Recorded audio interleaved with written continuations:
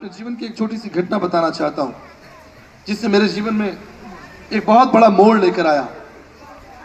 2005 में मैं Samsung IT division में इंजीनियर था और अक्टूबर महीने की एक रात ठीक 3 बजे मुझे प्रभु ने सेवा के लिए बुलाया। मैंने अपने जीवन में लगभग 6 महीने, उस समय से 6 महीने पहले तक वचन को नहीं पढ़ा था। मैं दिल्ली में रहता था, मुझे नहीं मालूम मेरी बाइबल कहां है। मैं प्रभु को प्यार तो करता था, प्रभु के प्रति मेरा समर्पण भी था, लेकिन अस्त व्यस्त जीवन की वजह से मैं बाइबल को, परमेश्वर के वचन को समय नहीं दे पाता था। रात को 3 बजे परमेश्वर ने मुझे खड़ा किया और मुझसे कहा, सुनो सुनो, बिल्कुल आदम के समान सुनो। उस रात मानो मुझे बुखार आ गया। मैंने परमेश्वर की एक भरपूर उपस्थिति को देखा। उसने मुझसे कहा, आज का दिन, आज का सवेरा दिल्ली में तुम्हारे लिए आखिरी सवेरा है। मैंने तुम्हें अन्य जातियों के लिए चुना है। मैं तुम्हें दूर दूर, प्रेरितों के काम 22-21, ये वचन प्रभु ने मुझे दिया।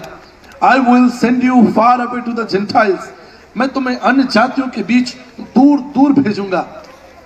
मेरे प्रियो, यह आसान नहीं था। मैं एक बहुत अच्छी सैलरी पर काम करता था।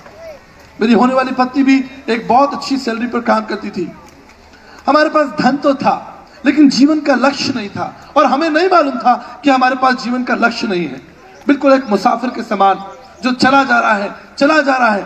उसे लगता है कि वो अपनी मंजिल की तरफ बढ़ रहा है, लेकिन जीवन के एक मोड़ पर उसे लगता है कि मैं गलत आ गया।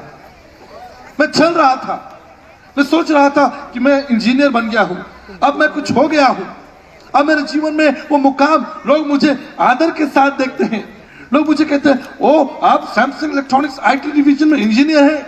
मैं अपने रिश्तेदार, अपने मित्रों के सामने शान से बैठता हूं, बड़ा मजा आता है। लेकिन वो मेरे जीवन का लक्ष्य नहीं था। मैं तो अंधकार में था। ये तो एक गफलत थी, ये तो केवल एक मजाक था। लेकिन उस रात जब परमेश्वर ने मुझसे कहा, उठ, मैंने तुझे दूर दूर अन्य जातियों के लिए भेजा है, मैंने उसी रात निर्णय लिया। ठीक सवेरे 10 बजे जब मैं अपने ऑफिस पहुंचा, मैंने अपना रेजिग्नेशन दे दिया। यह आसान नहीं था। जब हम जवान होते हैं, हमारे आगे एक लंबा भविष्य होता है, बहुत सारी उम्मीदें होती हैं, बहुत सारी ख्वाहिशें होती हैं, हम बहुत कुछ करना चाहते हैं, हम संसार को जीत लेना चाहते हैं। जवानी के आलम में हमें लगता है कि हम और क्या कर सकते हैं, हम कहां पहुंच सकते हैं, हम अमेरिका जा सकते हैं, हम देश विदेश की यात्रा कर सकते हैं, हम बहुत सारे धन को कमा सकते हैं। यही तो हमारे जीवन का लक्ष्य होता है। लेकिन प्रभु ने कहा, मैंने तुझे दूर दूर अन्य जातियों के लिए पास भेजा है। मैंने अपने घुटने टिकाए और प्रभु से प्रार्थना की। दूसरे दिन मैंने अपना त्याग पत्र दे दिया। त्याग पत्र देने के बाद मैं वापस आगरा आया और मैंने अपने जीवन की सेवा को शुरू किया। प्रभु मुझे कई शहरों में लेकर गए, कई राज्यों में लेकर गए। प्रभु का वचन सीखते सीखते मैं आगे बढ़ता रहा।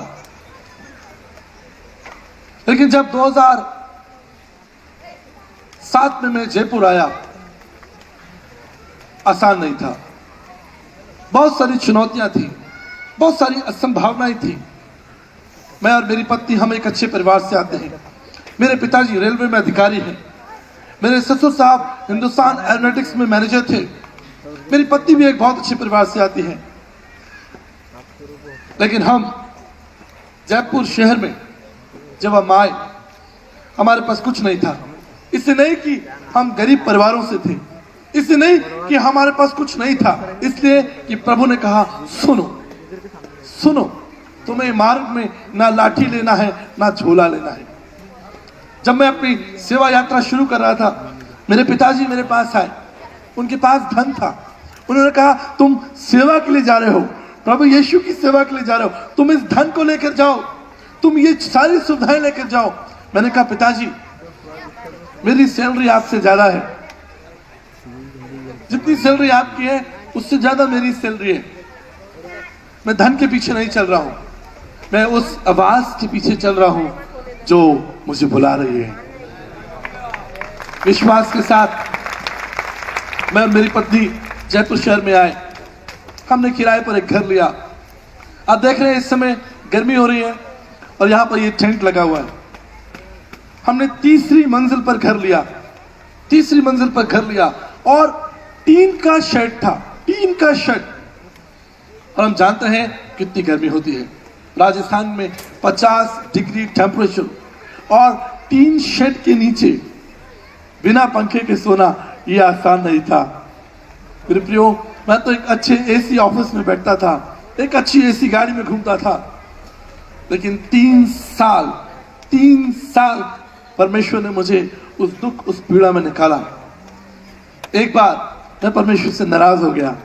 मैंने कहा, प्रभु आप मुझे कहां ले आए हैं, आप मुझे कहां ले आए हैं? आपने कहा था कि तुम पहले राज्य की खोज करो, सब तुमको मिल जाएगा। अरे यहां तो एक अच्छा बिस्तर भी नहीं है, यहां तो एक अच्छी साइकिल भी नहीं है, कैसे होगा? उसी दौरान मेरी पत्नी को, वो गर्भवती थी और उसका पहला बच्चा होना था, बड़ा मुश्किल था। हम डॉक्टर के पास में गए, डॉक्टर ने कहा अचानक ऑपरेशन करना पड़ेगा, आप 40,000 रुपया जमा कर दीजिए, 40,000 रुपीज जमा कर दीजिए। मेरे पास और मेरी पत्नी के पास केवल 3,500 रुपये थे। हम विश्वास का जीवन जी रहे थे, हम विश्वास में चल रहे थे। मैं आपको फिर से बताना चाहता हूं, इसलिए नहीं कि हम गरीब परिवार से थे। मेरे पिताजी, मेरे ससुर साहब और स्वयं मैं और मेरी पत्नी, हम चारों लोग अच्छे पोजीशन पर थे, लेकिन हमने उस आवाज को सुना, हमने परमेश्वर की आवाज को सुना। न मार्ग में लाठी लेना, न झोला लेना, मैं तेरा परमेश्वर तुझे दृढ़ करूंगा। जब डॉक्टर ने कहा कि आपको 40,000 रुपये जमा करने पड़ेंगे, मैं अपनी पत्नी के पास आया। मैंने कहा चलो हमें इस हॉस्पिटल से जाना है। उसको उसमें लेबर पेन था, प्रसव पीड़ा थी। उस अवस्था में मैं उसे बाहर लेकर आया और उसे स्कूटर पर बिठाया और घर लेकर गया। I had no clue what to do. मुझे नहीं मालूम था मुझे क्या करना है, मुझे किससे बात करनी है, और मुझे शर्म भी बहुत आती थी। किसी से मांगना, किसी से कहना और किसी को बताना मुझे बहुत शर्म आती थी, क्योंकि मैंने अपने जीवन काल में अपने हाथ को हमेशा ऐसे रखा है, हमेशा अपने हाथ को ऐसे रखा है। मैंने आज तक किसी से 1 रुपया नहीं मांगा। लेकिन परमेश्वर आज आपने मुझे कहां खड़ा किया है? क्या मैं अपने पिता को फोन लगाऊं? क्या मैं अपने ससुर साहब को फोन लगाऊं? क्या मैं अपने मित्रों को फोन लगाऊं या दूसरे पासवानों को फोन लगाऊं? मैं क्या करूं? प्रभु मैं कहां जाऊं? मैं कहां से शुरू करूं? मैं ऐसा सोच रहा था, एक भाई का फोन आया, पास्टर विकास आज शाम को एक मीटिंग है, क्या आप आएंगे?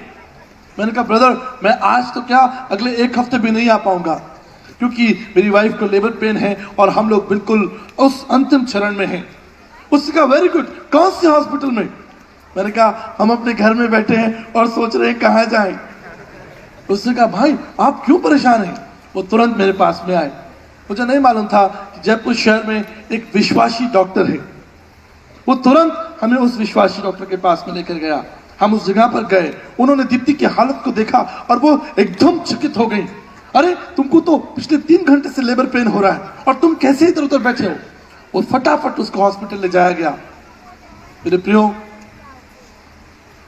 जहां पर 40,000 रुपए खर्च हो रहे थे, वहां पर परमेश्वर ने सारा काम मुफ्त में करके दिया। ना तो बल से, न शक्ति से, पर तेरी आत्मा से। हालेलुया। ना तो बल से, न शक्ति से। उस दिन मुझे लगा कि परमेश्वर सच में हमारी प्रार्थनाओं का आदर करता है। कैसे हुआ? कैसे हुआ?